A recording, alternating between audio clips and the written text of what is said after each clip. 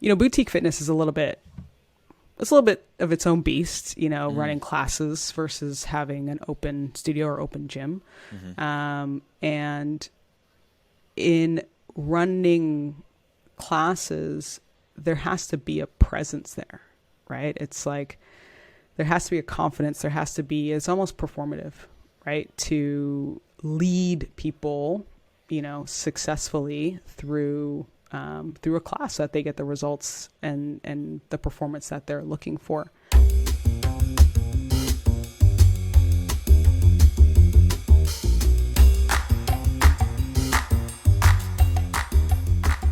What's up, y'all? Welcome to the Gym Owners Growth Zone podcast. I'm your host, Andres Esocbar, and I'm so ready to share this episode and the conversation I had with our guest, Tessa Thomas. Tessa is the co-founder of Pipeline Solutions, a software designed to automate performance, reporting, and daily tasks for studio owners who use MindBody. With a background as a certified personal trainer and F45 coach, as well as playing NCAA Division I softball, Tessa knows firsthand the challenges of running a fitness studio. So she shares the ups and downs of running these studios and her current software, Pipeline Solutions. If you're a fitness studio owner looking to streamline your business processes, this podcast is a must listen. You can find out more information about her at pipeline-solutions.co. Before we dive in deeper, a lot of pre-production work and editing goes into producing an audio and video podcast like this. Moving forward, we're going to be releasing a ton more gym growth strategies and offers from our guests and sponsors. So subscribe or follow us if you're really looking to grow your gym or your other businesses. We really appreciate your support and are truly thankful for it. So when you're listening to the show and you think of a friend, do them a favor and share it with them, because we all know sharing is caring, and it really is just a nice thing to do. My last ask is simple. We all know ratings and reviews are really helpful for any business and podcast, of course. We would really appreciate if you would leave us your feedback in the form of a review, which would help us reach a wider audience and improve the show for you. By the way, if you haven't already, give us a comment on what you are thinking about this show and how you feel about it. Love for you to reach out to me on Instagram at meetesco, and I love to hear your suggestions and your concerns. You can also find me on LinkedIn at Andres Esocbar, the number 1. Now, as we dive into Tessa's episode today, I'm really intrigued to get your opinions and your thoughts about what Tessa is going to share with us. So let's go ahead and jump in and listen to our conversation. Hey everybody, it's Andres Esocbar here, and I'm once again in the Gym Owners Growth Zone podcast with Tessa Thomas, and I'm really excited to share her story. And I know her because she is a truly amazing individual that is sharing her light for the gyms in her area and also throughout the world. Most importantly, I want Tessa to share her story and how she got started becoming a trainer and co-founding an amazing software to helping any mind-body gym. So, Tessa, could you tell us a little bit about who you are and how you got here? Yeah, for sure. Thanks, Andres. Awesome. So Tessa Thomas, how did I get here? That's a great question. Right? Yeah, I know. So I've been personal trainer, group fitness instructor, mainly on the group fitness side. Haven't had personal training clients in a while, but group fitness instructor, essentially, been in that world for, it seems crazy now, almost like 15 years, which doesn't really seem possible. So I'm not going to age myself here, but it's been a journey. I've been an athlete pretty much my whole life. Started off mainly playing every sport you can imagine. In high school, I was like a 5-sport athlete. I was like, so you're saying I can miss class and play sports and have fun. Try to eat, have my cake and eat it too. I was still a good student though. I'll slide that in. But ended up going down to the States on a softball scholarship.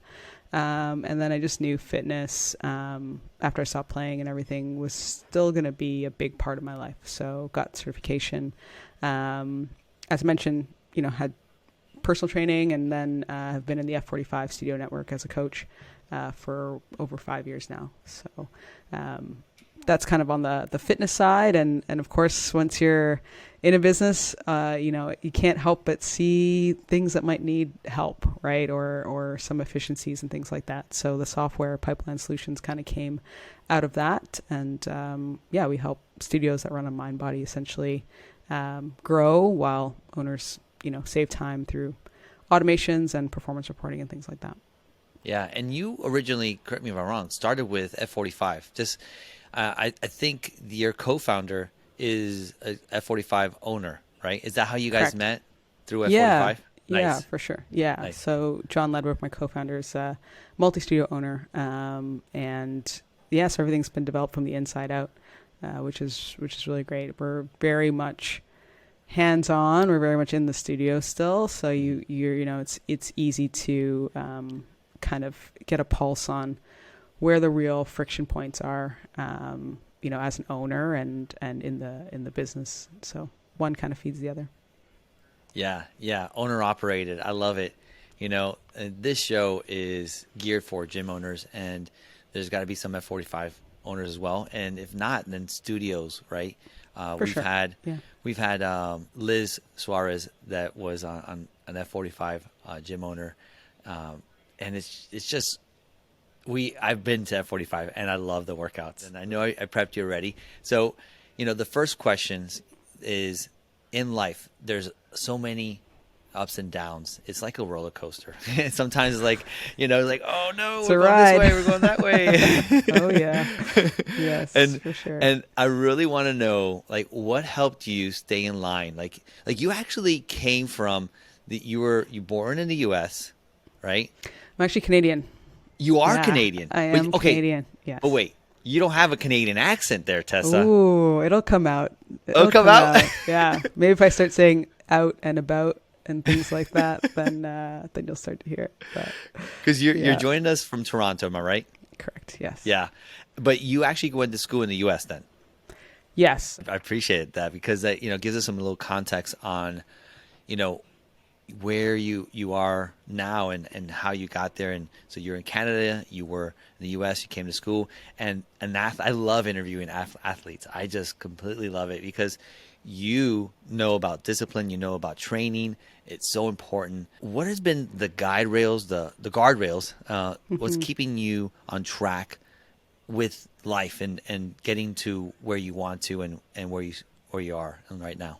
Yeah, for sure. No, it's a great question. I think as an athlete, or I think we're athletes forever, so I don't want to say former athlete, but I think the thing is that it's hard to turn that off, right? Once you've competed at a certain level, or that's been a part of your life for a long time, those I think essentially become the guardrails, right? Those the lessons you use to get to that level. So for me, a big part of it has always been, you can't escape working hard. That's for sure. You don't get anywhere without the hard work. I think we all wish we could, but it's just not a thing. So, you really got to accept that that's going to be the default. And I think one thing that I've come to, a saying that I've kind of made my own a little bit over the last couple of years, is actually that it's okay that it's hard. Like, it's okay that it's hard. If it were easy, obviously, we would all be doing probably the same things, but it's okay that it's hard. And what that means is recognizing that you might not have all the tools, right? Yeah. Right now. So what are the tools to maybe make it a little bit easier, a little bit more palatable, like one day the next, or whatever's going on? So whether that's like leadership stuff or software, or and I mean from the standpoint of understanding things, right? Or team management, or, just business knowledge, P&Ls, like accounting, like oh my gosh, maybe it's exactly right. So it's like the things that make it hard are really just, and I say this again, it's not easy. I'm not saying that it's easy, but it's like I think we all kind of tend to lean into our strengths, of course, which makes sense. But it's sometimes if we can just like level up a weakness or two, it can make the whole thing, a little bit easier. So yeah, for me, I mean, sorry, rambling a little bit, but it's the good. guardrails. I mean, one thing I took from that, if I could just like digest it a little here, is, count it. I just go back to this verse. It's called "Count it all joy, though you go through trials of many kind." And so, being in the moment of where you're at, you talking about profit and loss. I'm literally going through, we're in tax season right now. Yeah, it's like, oh, I know. It's painful. And it's like painful. It's like, oh my gosh, I got to, okay, what are we showing here? Showing this, that, and this, all this stuff. Yes. And I'm going through a process of hiring another bookkeeper to help me bring this on, and really like on the day to day, because the day to day stuff is like, okay, it changes. Things change so fast, and it's like, oh, well, now this, now instead of like for us software people, we're onboarding instead of just one person at a time. Now we're doing group onboarding. Okay, great. That, and it's a problem. But we'll figure it out. We'll get it going. And, and that's an idea for, I think, the gym industry. I think the gym industry needs to have a group onboarding. Like, like, all right. That'd be something. Yeah. I would, wouldn't it? Yeah. Like, all you folks. Yeah. You know what? It's funny you say that. I thought about this the other day because, pre-COVID, post-COVID, there's all sorts of differences, I think, that we're seeing across the board in fitness from, 3 years ago to now. But I can distinctly remember a busy, very, very busy time in studio where it's like, it's like, put your hand up if you started today. and it's like, I'll talk to you 4 people at the same time because, it sometimes it is just easier to kind of batch people together. And then, sometimes you help them make friends, right? Or kind of bring them into the community a little bit quicker, a little bit easier because now they know some people. So I do think there's something to that for sure. Huge.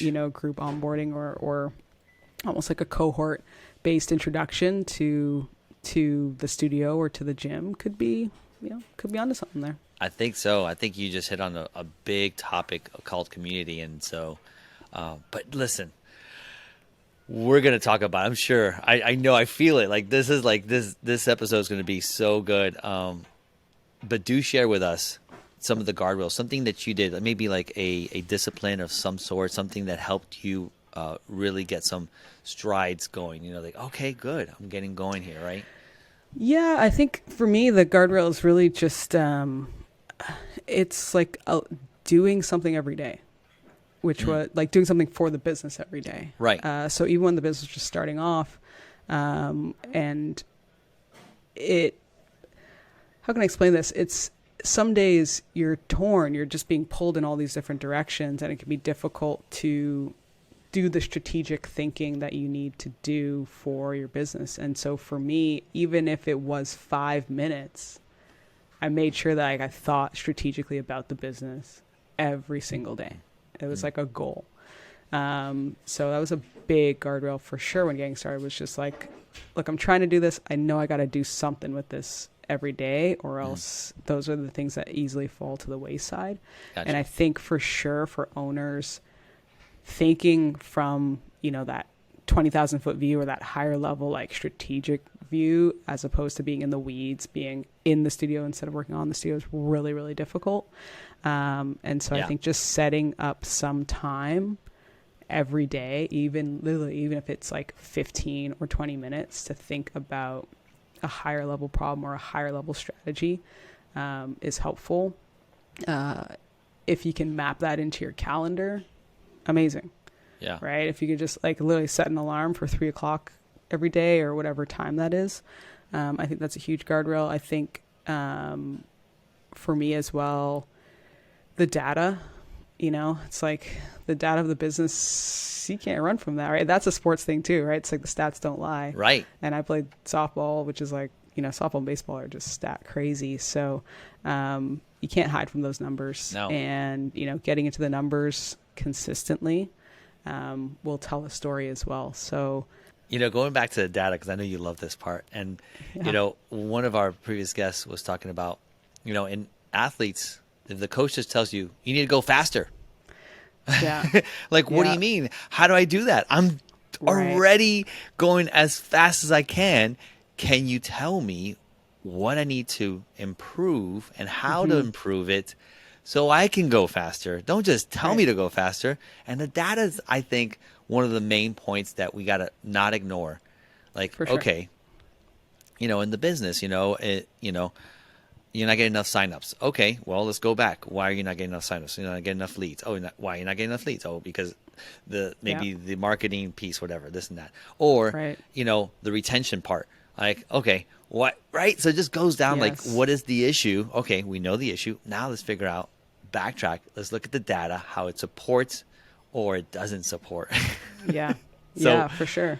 And breaking that down, right? It's like, it's so easy to just get pulled all over and you just like feel like you're playing like whack-a-mole, putting out fires kind of all over the place. So, one thing we're thinking about too is like breaking that down into like core areas of the business, right? And doing that view of, if it was a traffic light system, it's like what's green, what's yellow, what's red. And it's like, so if you have sales, marketing, team, product, as in for studio, like the product that's on the floor, if you're coaching classes, things like that, admin and customer success or retention, those are like the 6 core areas of your business. And trying to figure out what's broken or what's working, can be, to your point, it's like, well, the question is usually, how do I grow?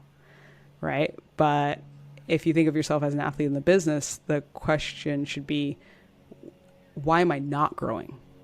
Like, what's wrong here? What's broken here? And the only way to figure that out is to break it down and look at, that kind of flywheel of your business, what it is and where the friction points are. So, that's kind of the way that we like to think about it.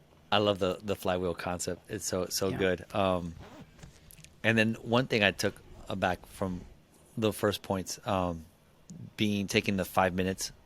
It's so important. And it's not just like taking the 5 minutes working on your business. It's like, what do you do? And we both know Matt Verleck. Verleck, right? Yeah, from Up Launch. And and so he was talking about focus on stacking your revenue tasks or things that stack them together. Figure out what they are. Right. What are the activities that produce revenue, right? And I'm not saying that revenue is going to solve all your problems, but listen, if you have an issue with retention, if you put more people in, great. And then, all right, then you got time to figure out what's the retention piece that we're missing out. Okay, great. Now we can work on that. And it's still going to help you. Again, still revenue related, operations and all that stuff. Love it. I love it. All right. So I'm going to try to dig a little deeper here. So cool. Do you recall an obstacle or a challenge that you had in your business, even in your personal training business, and that you had to overcome, like something that you like, I have to overcome it and I'm going to overcome it. And this is what I did, right? What is something like that? That's a tough one, right? What is a big obstacle? Actually, I mean, there's a couple things that do come to mind. I'll give one example on each side. One from kind of an instructor standpoint, which I think is actually relevant, kind of to anybody, instructor or owner. And then one from the software side, which is that, boutique fitness is a little bit of its own beast, running classes versus having an open studio or open gym. And in running classes, there has to be a presence there, right? It's like, there has to be a confidence. There has to be, it's almost performative, right? To lead people successfully through a class, so that they get the results and the performance that they're looking for. And so not everybody is great at necessarily stepping into that, right? It's like you can be a great trainer, maybe one-on-one, but getting up in front of 25, 35 people and leading a whole group, through those things is different, right? So I would say one obstacle there for me was, by nature, I'm a bit more reserved. So, we could have some owners in the crowd that are the same, right? It's like you've opened a studio, but it might feel a little uncomfortable actually to be the face of that studio or the face of that gym. Some of us feel maybe better a little bit behind the scenes or leading in a different way. Sure. So I would say that's definitely been an obstacle. And what I did was emulated that behavior, emulated that kind of performance. So, we have people in our team that are great at that.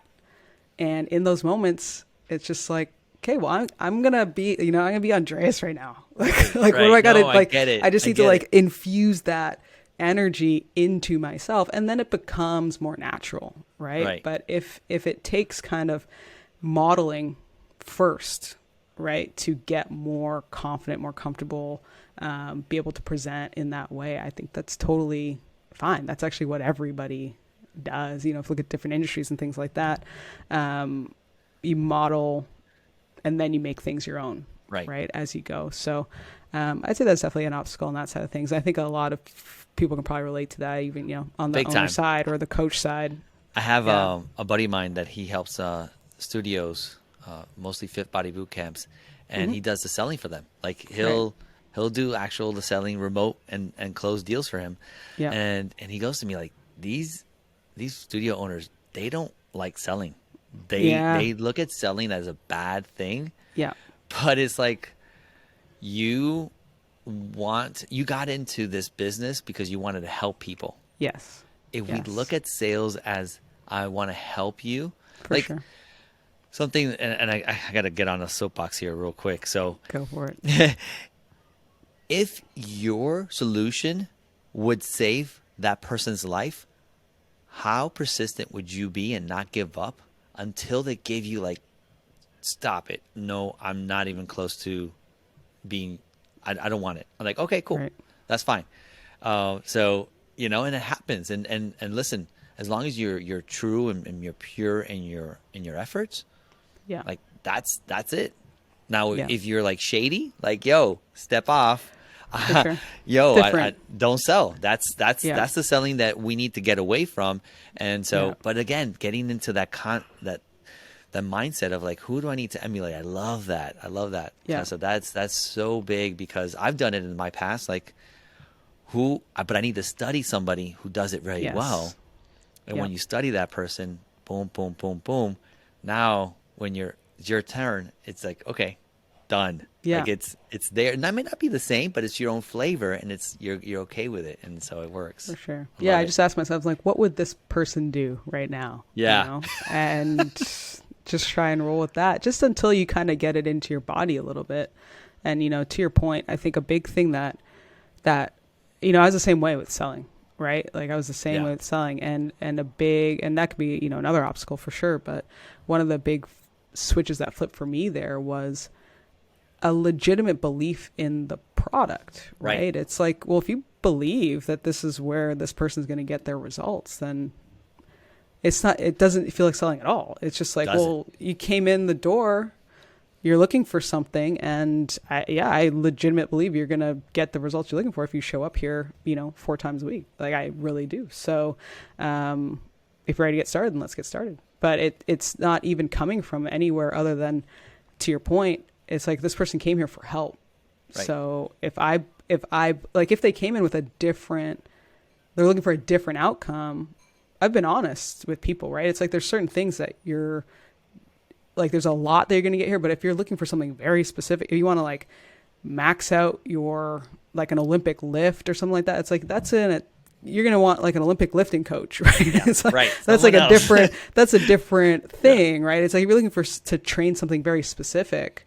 There's coaches for specific training. Sure. Most of the people that we have coming through our doors are looking for, general fitness, wellness, all of those types of things, performance for sure, strength, cardio endurance, all of that. 98% of the population is going to fit that model 1,000%. The 2% that come in and say, yeah, I'm looking to improve my like clean and snatch. I'll be like, that's not necessarily what we're going to do here. And I can be honest about that, right? But if you're looking for improvement in other areas, then, and so I think believing and knowing in your body what you're offering and really how it can change people's lives is what really takes that, I guess icky factor out of factor, right? And then if interesting, if you have a lot of people showing up to your gym wanting to do the clean and snap, right? Well, hold on a second. Why do you think I'm the right person for you? Yeah, someone like, out there or something's going on. Who's referring you to me? Right. What's happening here? It's broken. Something's broken there, right? The data, like that's the data you look at. Like I love it. That's so good. For sure. So speaking of like the things that can go wrong, and so like in your perspective, what is something in the fitness industry that needs to change like now? Like what is something that we need to really look at and say, let's evaluate and let's do better, right? Yeah. What do you think? What do you think that is? Oh, that's tricky, right? I mean, it's such a wild place. Like things are changing all the time. I think that's probably something that is part of it. I think we probably need to just do better at meeting people where they are. It's been a pretty crazy couple of years, and some folks have not done much, to be honest, in the last few years. Depending on where you are, we're up in Toronto. We had very strict and long lockdown, so it could be different regionally, but meeting people where they're at and leading with empathy in that, right? It's like in the industry, there's a lot of things I think for us that are just not intimidating, right? You're like, well, I've been in this kind of for a long time. Like you feel like you can hop into a workout just about anywhere and be fine. Knowing your limitations or injuries or anything like that for sure. But for the average person coming into a new space or doing something new or just doing something different is exceptionally intimidating, right? And especially if you have a spot that has a great community is great, but it can also, until someone's in there or they feel like they're a part of it, it actually, can just be intimidating for them, right? To come into this group that seems to know exactly what they're doing. It looks like they're doing everything right. It looks like they're actually having fun, not like dying. So it can be a lot. So I think I'd say that's the main thing that comes to mind. It's just like meeting people where they're at, understanding that really we're all in this so that people benefit out of movement, And so I always say that too. I was like, look, you got to do something you enjoy doing, right? If coming here is like the hard, like the worst part of your day, or like you dread it or something like that, I'm like, this might not be the thing, to be honest, right? Like this should be something that you enjoy doing. Right. If you don't enjoy doing it, you're not going to do it. So if you'd rather be doing dance, salsa, martial arts, if it's here, coming to the studio, that's awesome. If it is, doing this, and I think that's another thing, like you can do something and right. There's like swimming, you want to go yes swimming, and go yes. swimming, Yeah. right? It's like go swimming, do the things, like do all the movement that you love doing. And I think, I just would love us as an industry. I'm not saying that we aren't this way, but be more receptive to the fact that, people are just going to do lots of different things. And also a lot of folks have not done that in a long time, and just kind of meeting people where they're at and leading with empathy in that way. Go is a beautiful word to hear when you're scoring on the soccer field. This last World Cup was won by Argentina because of one important player. Yeah, you got it. It was the goalie. He secured the win for the team, and in the same way, ReviewBiz platform will catch negative reviews before they go online. In addition, it helps you score and promote fresh new reviews so you can crush the competition. So don't let those big box gyms take your clients. ReviewBiz will help you build your online presence and turn your own members into your best sales reps. Get your first 5 reviews for only $1. All you got to do is go to reviewbiz.io/try to get started. I love it.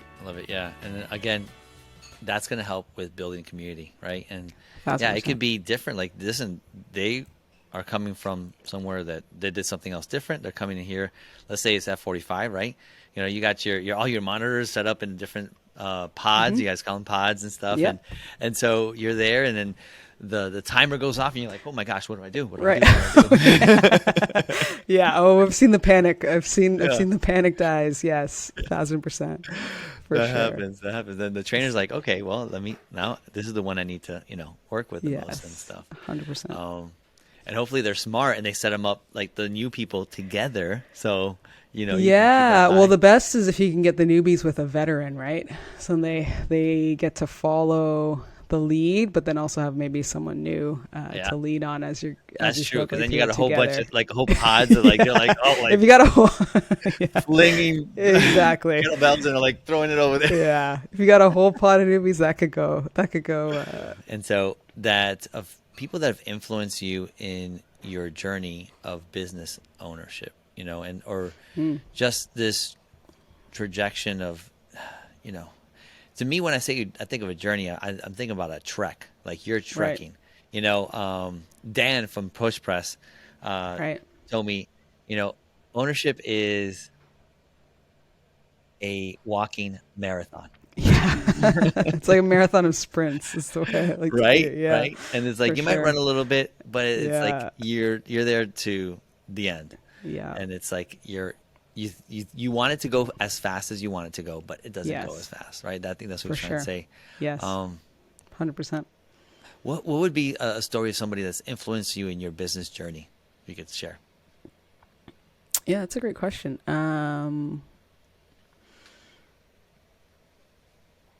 Yeah, I think it's twofold. From the in-studio side of things, so Liz and John are the co-owners. They're married co-owners of the studio that I've been in for over 5 years. Mm-hmm.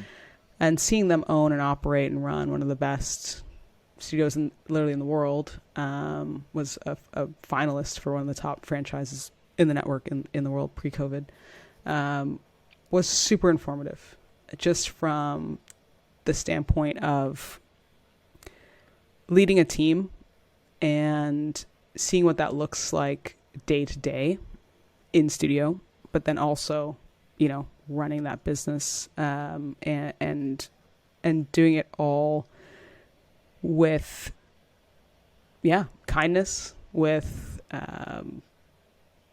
strong leadership, with, there's fires, there's fires that are being put out at all times, but, a calmness as well. So super informative, being part of the in-studio team with them, as studio owners for sure. Outside of the studio on the software business side, so many. I'd say anyone kind of in our generation that's read The 4-Hour Workweek by Tim Ferriss, right? As Sean Purry eventually, they probably got the 4-hour fever, which is like, I can start any business tomorrow kind of thing.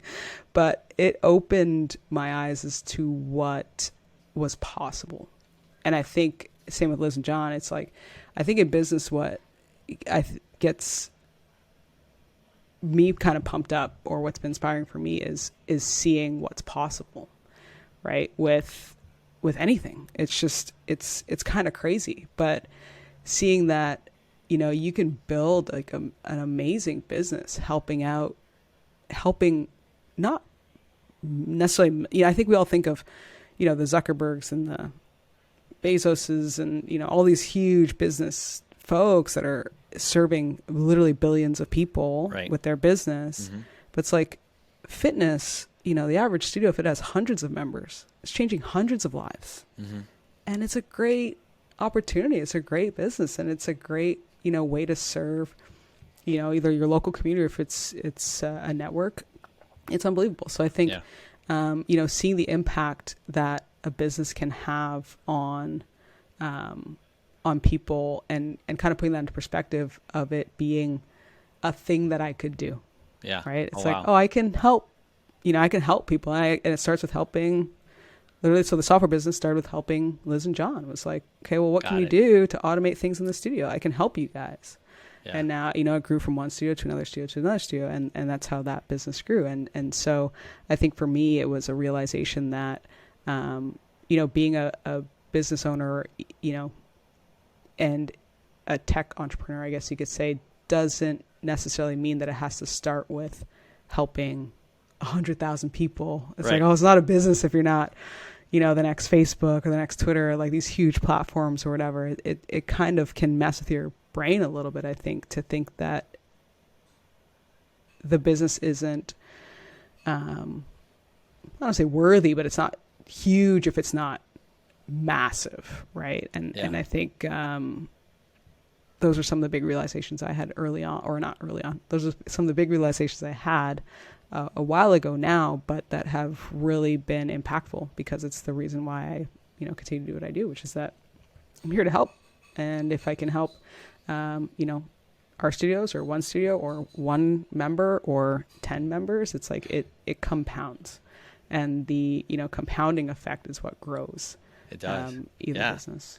Yeah. You guys are killing it, doing really well. One concept that really resonates with what you're talking about with me is don't despise small beginnings. Exactly. Right? Yeah. And so you start something and it's like, it's ugly. I was talking to my developer today and it's like, okay, just do this. I don't care. It doesn't have to be pretty. It's like, no, I can make it pretty. I was like, no. Just start. It's okay if it's ugly. Yeah. And so let's just do it, and then we'll reiterations, and we'll start doing it better, and then do it better. So, something real simple, and it's just like, oh, don't worry about it. Let's just go and help out one person. Let's help out that one thing. Then, if we try to think about everything before we start, then it never happens. Yeah, never I think happens. as well. Yeah, I think as well. Like a lot of these big, I think we can also get enamored with scale, and that's something that I've pivoted away from a lot in the last little bit. Is just like everyone kind of gets enamored with scale. It's like something, you got to do something once so that it can be done 1,000 times with like less input or effort, right? And that's like scale, and that's great, but it's not possible if you don't have inputs to inform that process. And so so it's the same with like studio ownership. If you're an owner interested in scaling, as in like opening more locations, until you get that first one real right, it's not going to make any sense, right? To scale up processes that don't work or that are broken. So it's about trying to find, what works on that smallest level and like keep going back and back and back, just literally trying to find what works at that level before, thinking to me about any kind of scale. So that's something I've definitely leaned more towards as well. I love that. Awesome. We are ready to go fast. Are you ready? Oh boy. I got the fast lightning five round coming. Oh boy. Yeah, the lightning round. There you go. Here we go. The fast five. Yeah. It's good. Loosen up. It's ready. We warmed up. We're ready to go here. And this is going to relate to the last question, which is great. So the first fast five is, who is an influential person or people in your business journey? Person or people in my business journey. I'm supposed to answer faster than what I'm doing right now.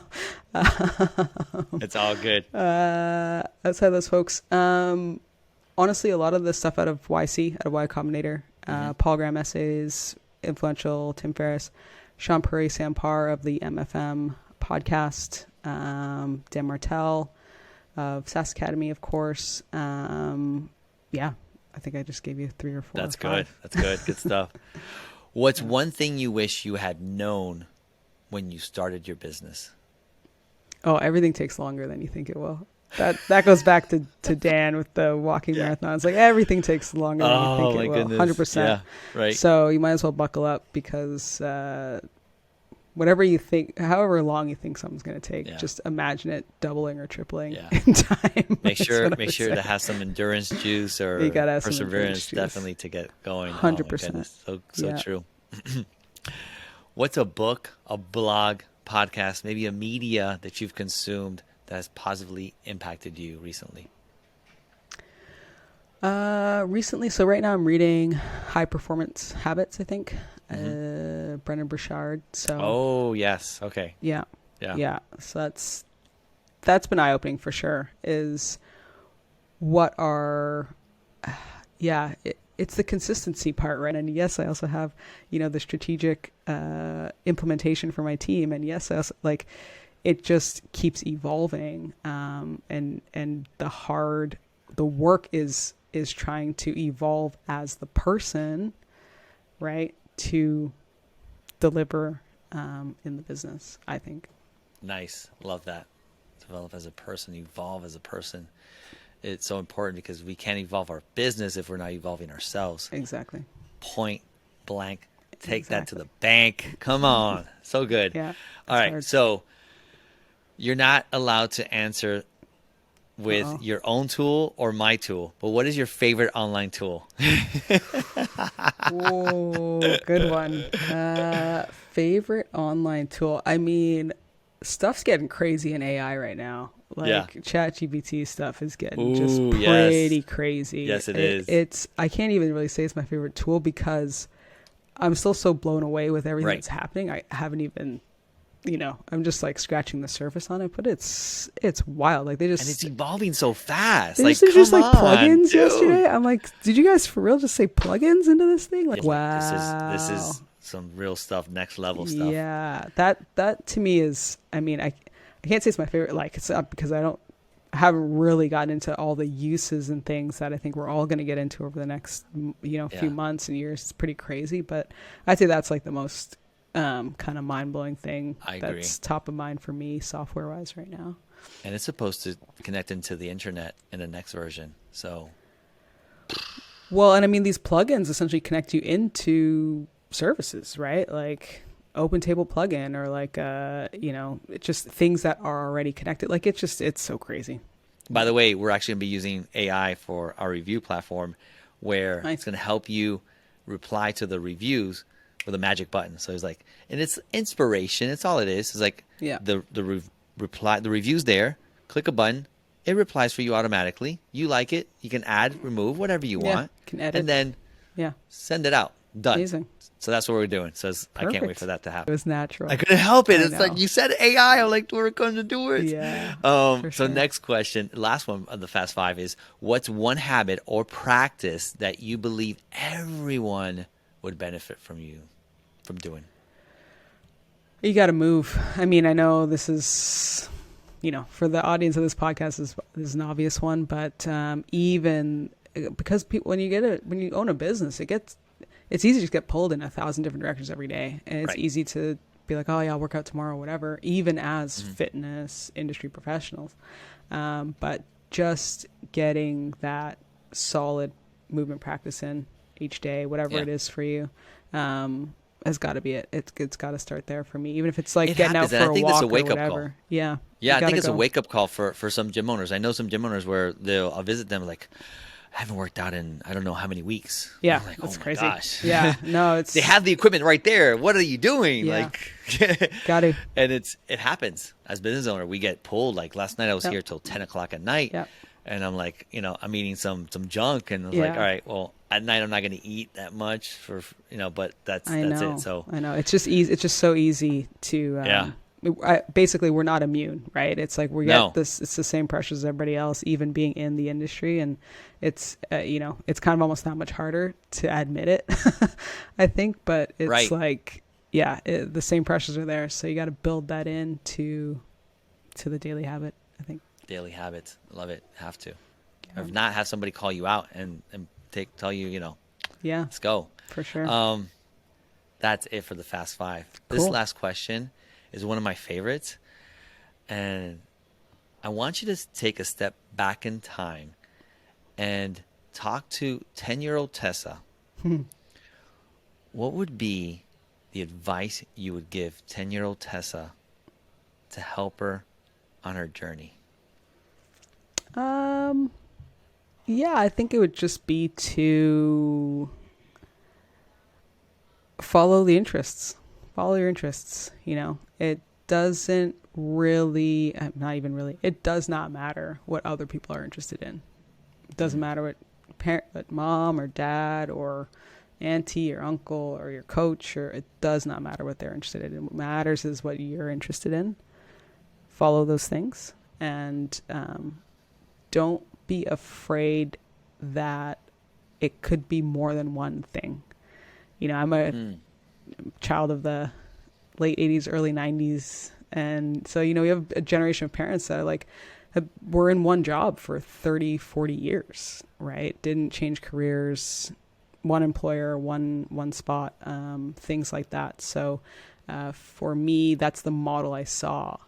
And it wasn't a model that I knew would fit for me. So I kind of became really honest with myself maybe about 10 or 12 years ago, that wasn't going to be the model for me. But, you know, that's still maybe 10 or 15 years removed from 10-year-old me. So I just tell 10-year-old me that it's possible to do more than one thing. You know, you don't got to pick one thing and set that as your thing you're interested in for, you know, the foreseeable rest of your life kind of thing. Right. Like it looks. Yeah, just follow the interests. Everything's going to work out. If you're not interested in it, it's not going to go anywhere. You know, the person who is interested in that thing that you're doing that you're not interested in is going to outperform you 10 out of 10 times. Yeah. So, you know, it also means that your success at that thing is going to be, you know, not probably where you want it to be because you're going to get outcompeted. So, yeah, that's kind of, I think, what I would say. I love it.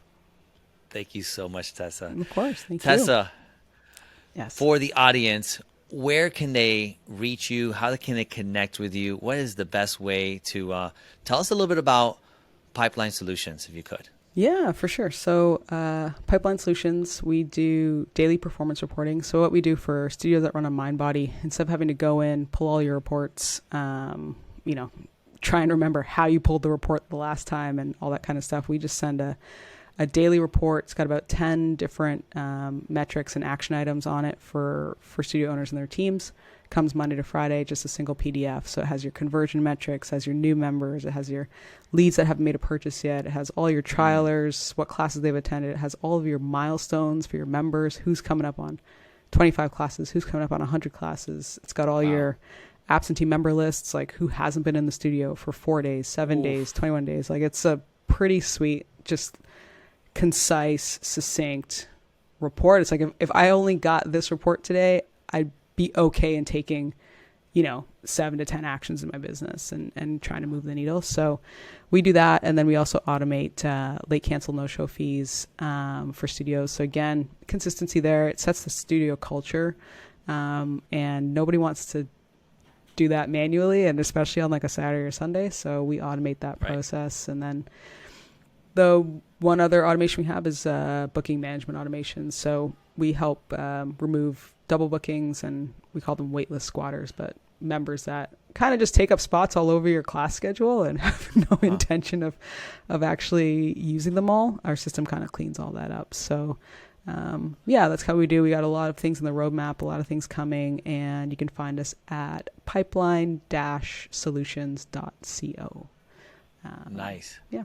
And guys, don't wait for MindBody to purchase Pipeline Solutions. Go ahead and figure it out. Yes. Do you mind giving us like the audience some kind of like some special or something? Giving them a little taste of what you can offer them.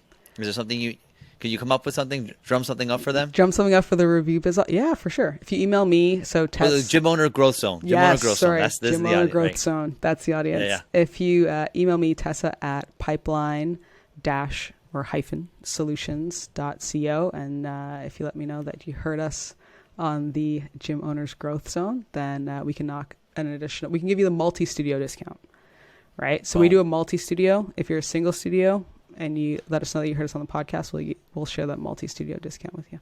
How about that? Nice. Thank you so much. Of Appreciate course. that, Tessa. No problem. Awesome.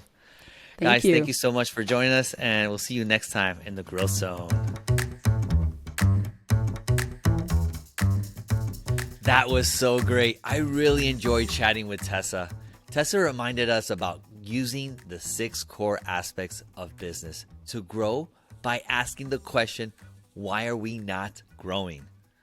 I really liked how she showed us how an introvert could be the face of a studio by emulating natural, outgoing leaders. And we can't forget that just because we are small now doesn't mean we have little importance. I hope you got that concept. I would love to hear what stood out for you. So go ahead and drop me a comment on Instagram. You can find me at Meet Esco, and I'd be super grateful to hear from you. Also, if you still need to do so and you thought about someone that really enjoyed the show while listening, go ahead and share this podcast with them. I want to thank you once again for your time and attention in listening to our show. And remember to follow or subscribe if you still need to do so. Our next episode is going to be with Dustin Bogle, and I can't wait to have you listen to our conversation. It's going to be about sales and his new book. You got to get it. I look forward to seeing you next time in the Growth Zone.